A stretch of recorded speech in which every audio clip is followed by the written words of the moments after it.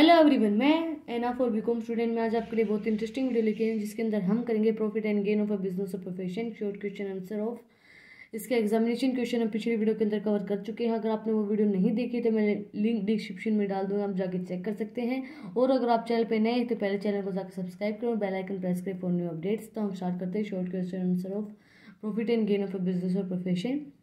सबसे पहला क्वेश्चन है state with reason whether the following items are admissible under the act of Indian act tax 1961 के अंदर जो एडमिसेबल होते हैं या नहीं होते हैं। सबसे पहले लॉस हुआ है आपको 1000 का नेक्स्ट मतलब प्रीमिसिंग बैंक डिपॉजिट्स के अंदर से, या फिर पेंशन ऑफ वॉलंटरी विडो के लिए जो पेंशन होती है, childrens are discussed engineers of the factory stock in the trade has been मतलब लॉस हो गया आपका हैज़ बीन फायर से अमाउंट अगर उसकी 8,000 है and has been debited in to P L and के अंदर आपने डेबिट की है। Travelling expenses of the director who want to Europe of negotiating the purchase of a new heavy machinery which has been eventually installed next year. Cost of the आपको medical कोई भी cost लगी है, factory of the engineers, treatment of the employees के university के अंदर question पूछा गया है। सबसे पहले है इसका आंसर देंगे this is an admissible loss because it is a part of kitchens day to bank and deposit money. ये एडमिसेबल का पार्ट होगा, जो पहला पॉइंट आपने लिखा था loss of money in the course of the duties on admissible loss होगा ये। दिस इज नॉट जो आपने बोला पेंशन है वॉलंटरी जो पेंशन होती है विडो की, जो विधवा औरत हो रखी है उनकी जो पेंशन है वो एडमिसेबल नहीं होगा, वो इसके अंदर एडमिसेबल एक्सपेंसेस के अंदर इंक्लूड नहीं किया जाएगा। इसके बाद this is admissible loss because loss of stock of fire is a business loss. अगर आपका बिजनेस लॉस हुआ है, जैसे कि आपने भाई आपकी आग लग गई है उससे आपका कुछ जला है, तो वो जो लॉस है वो एडमिसेबल होगा। इसके बाद this is N in admissible expenses, जो आपने एक्सपेंसेस बोला था ट्रैवलिंग एक्सपेंसेस, डायरेक्टर के ट्रैवलिंग एक्सपेंसेस हैं तो वो उसकी ड्राइंग्स हो गई, वो एडमिसेबल एक्सपेंसेस के अंदर इंक्लूड नहीं होंगे। उसके बाद this is N in admissible expenses because the capital expenditure but the assets can be depreciated. अभी इसके अंदर बोला था कि आपकी जो मेडिकल फैक्ट्रीज या फिर जो मतलब जो भी एक्सपेंडिचर है वो ट्रीटमेंट ऑफ एम्प्लॉयज़ का ट्रीटमेंट हो रहा है, वो सब चीज़ें वो क्या किसके अंदर इंक्लूड होंगे, वो कैपिटल एक्सपेंडिचर तो है बट वो डेप्रिशिएशन है। इसके बाद सेकंड क्वेश्चन है, आपको मैं इनके बारे में ज़्यादा एक्सप्लेनेशन नहीं दे पाऊँगी क्योंकि आपको ये लाइन टू लाइन ऐसे ही चीज़ें याद करनी पड़ेगी कौन सी एडमिसेबल है। जो बिजनेस एक्सपेंसेस हैं वो एडमिसेबल होंगे बिजनेस के, चाहे वो लॉस हो रहा है फायर से ड्यू टू थेफ्ट, कोई भी चीज़ से लॉस हो रहा है तो वो एडमिसेबल होगा। बट जो जैसे कि अब विडो की पेंशन है वो सब चीज़ें इसके अंदर इंक्लूड नहीं होंगी। और अगर आप मतलब इसकी ज़्यादा एक्सप्लेनेशन नहीं कर सकते हैं क्योंकि ये थ्योरी का सब्जेक्ट नहीं है, ये प्रैक्टिकल है। मैं सिर्फ आपको लाइन टू लाइन पॉइंट समझा रही हूँ, आप थोड़े से आपको याद रह जाएं। इसके बाद second question state briefly the provision of income tax act 1961 relating to the amortisation of preliminary expenses. Preliminary expenses कौन से होते हैं? Section 35D is applicable on the following to assessees. Indian company है या तो फिर a person other than a company who is resident in India. एक person है कंपनी के अलावा जो रेजिडेंट है हमारे इंडिया का, या फिर कोई इंडियन कंपनी है। तो आपका क्या पर्पस होगा एक्सपेंडिचर करने का? In case of a new business, अब कोई न्यू बिजनेस है, expenses incurred from the up to the commitment of business. तो जो अगर आपने नया बिजनेस खोला तो आपने कमिटमेंट जितनी की उससे भी ज़्यादा आपको एक्सपेंडिचर करने पड़ जाते हैं। इसके बाद in the case of existing business, अब कोई एग्जिस्टिंग बिजनेस के अंदर क्या केस होगा? अब expenses incurred from the existing business undertaking in connection of setting up of a new unit. अगर आप कोई न्यू यूनिट सेट कर रहे हैं, जैसे कि आपका एग्जिस्टिंग जो बिजनेस है उसके अंदर आप कोई नया ब्रांड लॉन्च कर रहे हैं तो आपको उसके अंदर एक्सपेंडिचर करने पड़ेंगे। इसके बाद है expenses qualification for deduction specific expenditure और other expenditure applicable of SSC, for example preparation of flexibility report, projective report, preparation of condition of market survey, engineer survey, legal charges of drafting of agreement. Other expenditure के अंदर कौन कौन सी चीज़ें include होंगी? Drafting and printing of memorandum and article of association, registration expenses paid by the register of the companies, public issue of expenses, other prescribed expenses. ये सब चीज़ें expenditure जो है इसके अंदर डिडक्ट होंगे। उसके बाद लिमिट ऑफ एक्सपेंसेस, क्या क्या लिमिट होंगे एक्सपेंसेस की। द लिमिट देयर की इसके अंदर नॉन कोऑपरेट एसोसिएशन एसएससी है तो 5% of the cost of the project, जितना आपकी कॉस्ट, जितना आपका प्रोजेक्ट उसका 5%। अगर कोऑपरेट एसएससी है तो 5% of the cost of the project, 5% तो जो कॉस्ट आपके प्रोजेक्ट की है वो, और 5% of the capital employed withdrawal in the beneficial for SSC. 5% जो बेनिफिशियल कैपिटल एम्प्लॉयड का है वो भी इसके अंदर इंक्लूड किया जाएगा। इसके बाद कैपिटल एम्प्लॉयड का मीनिंग क्या होगा। Meaning of capital employed, issued share capital, जितने आपने इशू की है जो शेयर कैपिटल है वो, प्लस उसके अंदर डिवेंचर, प्लस जो हमारे लॉन्ग टर्म बोरोइंग्स होते हैं वो इसके अंदर इंक्लूड होंगे, तो हमारी कैपिटल एम्प्लॉयड निकल आएगी। इसके बाद meaning of cost of the project. Cost of the project का क्या मीनिंग होगा, जो एक्चुअल कॉस्ट हमने फिक्स्ड एसेट्स के ऊपर लगाई है उसको बोलते हैं कॉस्ट ऑफ द प्रोजेक्ट। उसके बाद quantum of deduction, 1/5 of the qualification amount in the 5 equal instalments begin with the previous year in which the business is commented for the new undertaking commission production. जो भी मतलब इसके अंदर include होगा business of the committed, या फिर existence जो हमारा बिजनेस अंडरटेकिंग दिस कंप्लीटेड वो कंप्लीट नहीं हुआ है, या फिर न्यू अंडरटेकिंग कमीशन प्रोडक्शन जो हम कर रहे हैं। इसके बाद है question 4, certain deductions are allowed on the actual payment under section 43B of IT act 1961 discuss. और भी क्वेश्चन देखा है कि यूनिवर्सिटी के अंदर पूछा गया है डिडक्शन कौन सी अलाउड होते हैं एक्चुअल पेमेंट के अंदर से, वो डिडक्शन हम पढ़ेंगे। अब इसके अंदर कौन कौन सी डिडक्शन अलाउ होंगी। Amount not deductible the in respect of certain unpaid liability, अगर आपकी कोई अनपेड लाइबिलिटी है तो उसके अंदर डिडक्शन नहीं होंगी। Section 43B is applicable only the payment of actual paid, जो एक्चुअली मेड की गई हैं, एक्चुअली आपने दी है उसी के ऊपर सेक्शन 43B लगेगा, नहीं तो नहीं लगेगा। The provision of section 43 has been given below, provision दे रखा है सेक्शन 43 का। In any sum payable of the way of tax duties, आपने ड्यूटीज पे की हैं, सीज पे किया है, फीस पे की है, वो सब चीज़ें इसके अंदर इंक्लूड होंगी। इसके बाद है any sum payable of the assessee as an employers by a way of contribution to any provident fund and superannuation fund and gratuity fund, जो भी ग्रेजुएटीज फंड है, वेलफेयर ऑफ एम्प्लॉय, वो सब चीज़ें इसके अंदर डिडक्ट होंगी। उसके बाद है नोट दे रखा है 1/4/2021 if employees consideration of PF/ST supplement is paid in the employer or before due to date prescribed on the corresponding, no deduction shall be allowed in the employer contribution, कोई भी deduction allow नहीं की जाएगी। उसके बाद bonus और commission दिया है सर्विस रेंडर्ड बाय एम्प्लॉय, जो सर्विसेज दी है एम्प्लॉयज़ ने उसको बोनस और कमीशन दिया है वो भी डिडक्टेबल होंगे।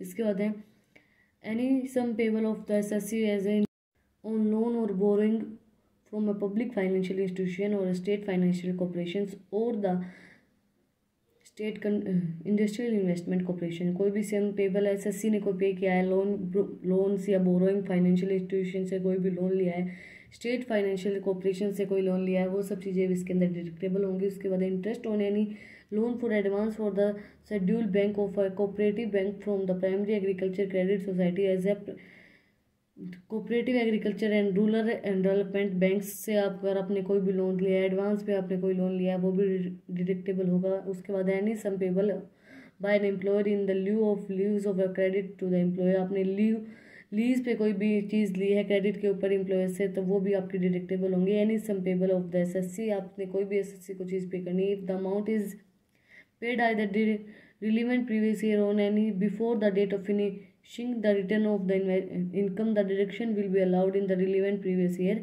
अगर आपने उसकी पिछले साल में, अगर आपने जो प्रीवियस ईयर उसके अंदर आपने कोई अमाउंट ली है और वो फिनिश नहीं हुआ है, आपने रिटर्न ऑफ इनकम आपको कब देनी है वो डेट फिनिश नहीं हुई है, तो जो डिडक्शंस है वो अलाउ की जाएंगी रिलीवेंट प्रीवियस ईयर के अंदर। Otherwise the deduction will be allowed at the previous year and payment of the Indian railway of the railways assets, तो आपको पेमेंट करनी पड़ेगी Indian railway of the railway assets, जो आपके नए एसेट्स यूज़ किए हैं। इसके बाद है fourth question, right A short note on valuation of stock in hand, जो स्टॉक इन हैंड होता है उसके ऊपर आपने शॉर्ट नोट निकला है। ये आपके यूनिवर्सिटी और डी यूनिवर्सिटी के अंदर क्वेश्चन पूछा गया है।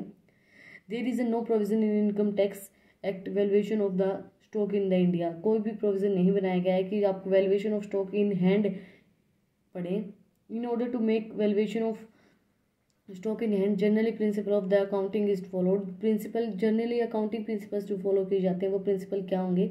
On the basis of stock के बेसिस पे, on the basis of market price के बेसिस पे, या फिर on the basis of cost of market price whichever is less, जो लेस होगा उसके बेसिस पे आप पढ़ेंगे। सबसे पहले assessee can be adopted any one method. जो एसएससी है वो एक मेथड को अडोप्ट करता है according to their desire and circumstances, जो उसकी डिज़ायर्स है, जो उसकी नीड्स है, या फिर जो उसके सर्कमस्टांसिस है उनके ऊपर बेस्ड होके वो एक कोई भी सिचुएशन, ये कोई भी प्रिंसिपल को यूज़ करता है। Here it is necessary to considered here that once a particular method will be valuation is adopted. एक मेथड तो आपको अडोप्ट करना पड़ता है। उसके बाद है then he have to follow the same method every year, तो उसको हर एक साल वो मेथड सेम मेथड फॉलो करना पड़ेगा। If he want to change this method to stock valuation, अगर वो चेंज करना चाहता है वो मेथड स्टॉक वैल्यूएशन वाला, तो then he was to prior permission from the assessing officer. देखो उस जो एसएससी है उसको एक मेथड चूज़ करना पड़ेगा valuation of stock in hand के लिए। अगर वो एक मेथड चूज़ कर लेता है तो वो हर साल उसको वही मेथड यूज़ करना पड़ता है। अगर वो उस मेथड को चेंज करना चाहता है तो जो एसएससी ऑफिसर उसके पास उसको परमिशन लेनी पड़ेगी। According to section 145A, valuation of stock on the first and last day of the previous year shall be made for the according to general used accounting principle. जो पहले दिन से लेकर last दिन तक जो वैल्यूएशन करते हैं स्टॉक इन हैंड का, वो प्रिंसिपल्स के बेस पे होता है। Any kind of payment of tax fees and liabilities in the case of connection it is also including, जो आपने फीस टैक्स पे किया है, लायबिलिटीज़ हुई हैं, वो वैल्यूएशन ऑफ एसेट्स वो उसके अंदर इंक्लूड की जाएंगी।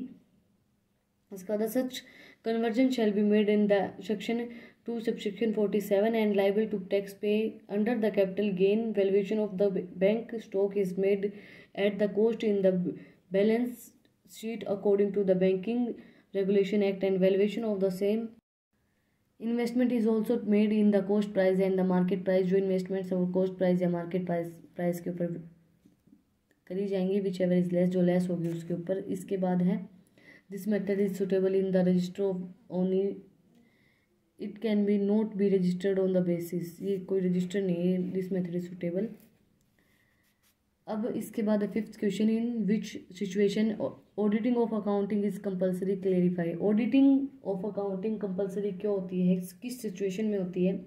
ऑडिटिंग एक सब्जेक्ट भी आता है बीकॉम फिफ्थ सेम के अंदर। अगर आपको उसके भी हैंड में नोट्स चाहिए तो आप मुझे कमेंट सेक्शन में बता सकते हैं। ऑडिटिंग क्या होता है? आपके अकाउंट्स को क्लियरली, आपकी जो फाइनेंशियल कंडीशन है उसको बताना, उसको बोलते हैं auditing. According to section 44A(b), auditing of accounts is compulsory on the following situation. Auditing of account in following situation में बेस्ड होती है। अब मान लीजिए आपकी जो रियल जो कंडीशन है, फाइनेंशियल कंडीशन है, वो ज़रूरी है दिखाना, उससे आपके जो गवर्नमेंट है उसको पता चल जाएगा कि आपके बिजनेस की कंडीशन कैसी है। आपके शेयर होल्डर भी आपको अपने आप को सेफ फील करेंगे कि भैया अगर हमारी कंडीशन अच्छी चल रही है बिजनेस की तो हम उसके अंदर इन्वेस्टमेंट कर सकते हैं। अब इसके अंदर देखते हैं इसने क्या लिख रखा है। If in an previous year gross income of the business is more than the 1 lakh crore, then it compulsory for such get accounts audit is specified date। आपको ऑडिटिंग करवानी ज़रूरी होगी जब आपकी इनकम जो है वो 1 करोड़ से ज़्यादा होगी।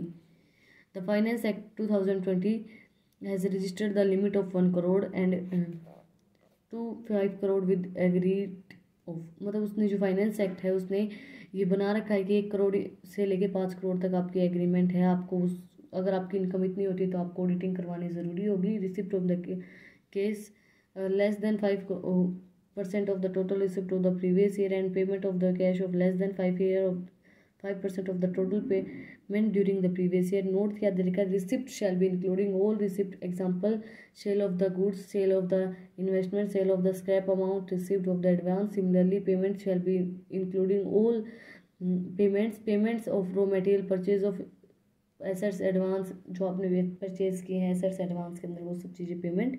If a person carrying a profession and its gross receipt in profession is exceeding, अगर कोई पर्सन जो है वो जो प्रोफेशन के अंदर है उसके अगर 50 लाख से ज़्यादा पैसे हैं, 50 लाख से ज़्यादा उसकी इनकम है, तो उसको भी कंपलसरी है कि उसको अपनी ऑडिटिंग करवानी पड़ेगी एक स्पेसिफाइड डेट के ऊपर। It is necessary for both the person to present the report of auditing in prescribe before the fitting the income tax return of the, अगर आप इनकम टैक्स रिटर्न भरेंगे कि हमें रिटर्न ऑन इनकम, हमें income tax return हमें चाहिए है, तो आपको ऑडिटिंग करवा के दिखानी पड़ेगी कि भाई मेरी इतनी इनकम है। इसके बाद है if the businessman covered under section 44A(d) and 44A(e) claim the profit and the gain of eligible business to having a listening good carriage of the less than the deemed profit and the session, it is compulsory to businessman to get the accounts audited to present the audit report, जो आपको present करनी पड़ेगी specified time और specified form के अंदर, जो अगर आपकी हेयरिंग्स है, लिसनिंग्स हैं उसके लिए। इसके बाद where assessee claim deduction for the business tea development account site restoration fund specified business family expenses जो हैं उनके लिए अगर आपके कोई भी एक्सपेंसेस हैं वो सब चीज़ें कवर्ड होंगे section 33A(b), section 33A(b), 35A(d), 35D और 35E। Then it has to get his account audited to present their audit report is specified form. आपको जो ऑडिट रिपोर्ट है वो आपको देनी पड़ेगी। जैसे कि आपने टी डेवलपमेंट के लिए या कोई भी स्पेसिफाइड बिजनेस के लिए या कोई प्रीमियम एक्सपेंसेस के लिए आपने कवर किया है, आपको पैसे मिले हैं, तो वो सब चीज़ें आपको ऑडिट रिपोर्ट देनी पड़ेगी। अब है क्वेश्चन 6। वीडियो तो बहुत लंबी हो गई, लेकिन मैं सोच रही हूँ आज ये चैप्टर कवर करवा ही दूँ, फिर हम अगला चैप्टर स्टार्ट करें। Is deduction allowed in the relation to loss, deduction allow होंगे in relation to loss, explain the brief, इसको ब्रीफली एक्सप्लेन करेंगे। Those losses which directly related to the business, कौन से लॉसेज हैं जो डायरेक्टली रिलेट करते हैं बिजनेस से। And the profession deduction is allowed, और प्रोफेशन कौन से डिडक्शन अलाउ होते हैं लॉसेस के अंदर भी, एग्जांपल देना है हमें। लॉस ऑफ रबर और dacoity, generally deductions of loss of casual robbers, मतलब कैजुअली जो आपको लॉस हुआ है, काइंड ऑफ लॉसेज जो आपको कैजुअल लॉस होते हैं कोई भी सर्कमस्टांसिस के अंदर, डिडक्शन उसके अंदर अलाउ की जाती है। लॉस ऑफ कॉस्ट, तो उसके अंदर आपको डिडक्शन अलाउ की जाएगी। या फिर loss of due to theft, आपकी चोरी हो गई है किसी भी चीज़ की, तो भाई अब चोरी तो हमारे हाथ में होती नहीं है, तो वो भी डिडक्शंस अलाउ की जाती हैं। If any employees of a business embezzles of the fund of the will discharge the official work, then it is relation deduction will be allowed, उसके अंदर भी डिडक्शन अलाउ की जाएंगी। For example employees goes to deposit the cash of business to bank, but the way they spends the money on the personal purpose, the deduction shall be minimalism is allowed. Similarly, it is increase the sale of still the and cash, then the deduction for the loss will be allowed. For moreover the person communities, अगर आपको चोरी हो गई या फिर उनको ज़रूरत है आपके एम्प्लॉयज़ को किसी भी पैसे की, तो उस टाइम पे भी आपको उसके अंदर डिडक्शन अलाउ की चाहिए। या फिर लॉस ड्यू टू एडवांस, आपने एडवांस में कोई पेमेंट कर दी है, उससे आपका लॉस हो गया। There is a policy of in the business to advance payment can be given in supplier and businessman, आपको सप्लायर या बिजनेसमैन को एडवांस पेमेंट करनी है, तो has been given advance supplier on the business and policy supplier neither suppliers to goes and refund and advance payment, इस kind of the losses is allowed, इस kind के जो losses होंगे वो अलाउ किए जाएंगे। उसके बाद discuss the admissible of the following will calculating the business income। brokerage paid for the raising a loan for business, brokerage है पेड की है आपने जो लोन बिजनेस के लिए राइज हो रहे हैं, तो इसके अंदर ये आएगा। Because brokerage paid for the rising of loan of business is business expenses है ये, तो आपको इसके अंदर जो एडमिसेबल होगी। Brokerage paid for the rising capital rise हुई है, तो इसके अंदर भी ये आएगा क्योंकि ये भी एक बिजनेस एक्सपेंसेस है, बिजनेस पर्पज के लिए यूज़ किया जाए है।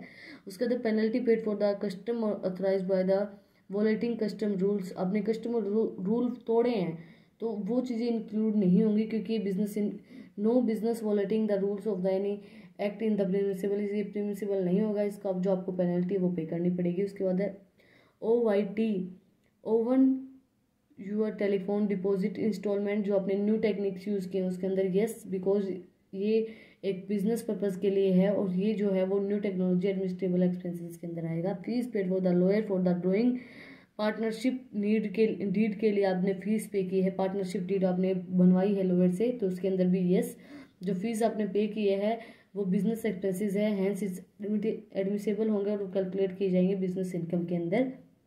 उसके बाद amount paid for the labour led call of the strike, आपने अगर अमाउंट पे किए तो इसके अंदर नो आएगा। Because amount paid for the labour lender to the call of the strike is illegal payment है ये, नो एडमिसेबल, इसके अंदर कोई भी एडमिसेबल कैलकुलेशन बिजनेस के अंदर इंक्लूड नहीं होगी। उसके बाद payment of the salary and interest in the chain without deduction in that the source, जो बिजनेस इनकम होंगी वो तो एडमिसेबल होंगी, बिजनेस के अगर कोई भी इनकम है कोई भी चीज़ है तो वो तो उसके अंदर एडमिसेबल होगी, लेकिन जो बिजनेस से अलग चीज़ें वो एडमिसेबल नहीं होंगी, जैसे कि no because salary payable of the outsider India in which TDS is not been deducted, it is disallowed expenditure होंगे, hence it is not admissible expenditure, तो ये admissible expenditure नहीं होंगे। आज की वीडियो में हमने किए हैं short question answer of profit and gain of a business और प्रोफेशन। अगली वीडियो जो आएगी उसके अंदर हम करेंगे determination of income on permissive basis. अगर आपको ऐसे इनकम टैक्स की इंटरेस्टिंग वीडियो चाहिए तो इस वीडियो को ज़्यादा से ज़्यादा लाइक करें, चैनल को सब्सक्राइब करें और बेल आइकन प्रेस करें for new update. Thank you for watching my video.